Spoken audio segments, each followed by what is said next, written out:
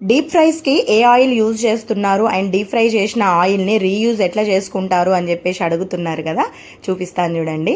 నేను డీప్ ఫ్రైస్కి అయినా regular cooking అయినా కూడా కోల్డ్ ప్రెస్డ్ ఆయిల్స్నే వాడుతున్నాను. డీప్ ఫ్రై కోసం తీసుకున్న ఆయిల్ని 2 సార్ల కన్నా ఎక్కువగా ఓవర్ హీట్ అయితే చేయొద్దు. అంటే 2 సార్లు మట్టికే డీప్ ఫ్రైకి అయితే యూజ్ చేయాలి.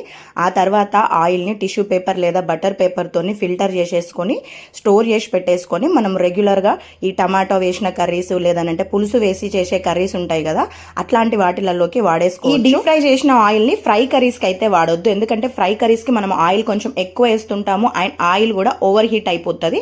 సో అలాంటి వాటికి వాడకండి.